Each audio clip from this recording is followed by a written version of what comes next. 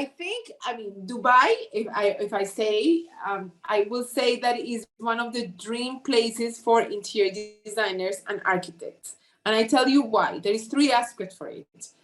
Your creativity also depends a lot on your budget, right?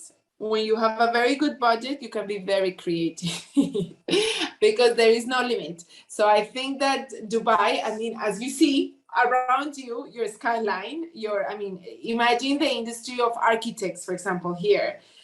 People that have been involved with the expo, people that have been involved with the Museum of the Future, people that have been involved. I mean, it's fascinating because these are all these iconic places that are not being done anywhere else in the world.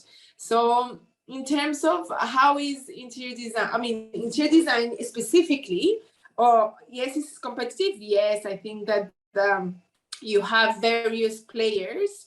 You have a lot of, hospitality is a very big thing in Dubai, and commercial projects, of course. And there is very, very big established firms. There's a lot of the international firms that have set up also in Dubai. There is the medium also firms that deal with residential and commercial, and also the very small ones, because I always say that Dubai has room for everyone, right? So I feel that in terms of scale, so the smaller business have the opportunity to be exposed, because at the end of the day, it's kind of a small market. So I think that you can be loud in a very small place. So for the smaller firms, for sure. And then for the big players as well, because then again, you have amazing investment here, you have amazing developments here, you have amazing prospects for the future. There is always something happening. I mean, despite the pandemic, I think that what happened with the trend of interior design, and this is what I hear, I think that commercial is definitely picking up now. But back in the day, 2020, what happened is that most of the huge firms that were focused on hospitality, hotels, big residential projects, unfortunately were freezed for a very long time, because all those commercial projects were freezed within the pandemic, right?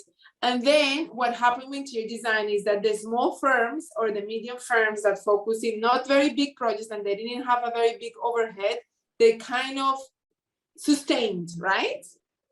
And then the residential project that I was telling you, that was a very big boost for most of the industry. I mean, if you talk to the fit out companies, the people that were specialized in commercial, they now started doing residential. The architecture that were focusing very much on commercial, they moved to residential. So there was definitely like a trend. But in terms of competition, of course, there is competition. There is amazing firms that we look into. Like recently, I went to the Identity Awards, and this is where you mix and match and see all your competitors. And it's nice. It's nice that also they recognize you, or they recognize your work, or you recognize their work.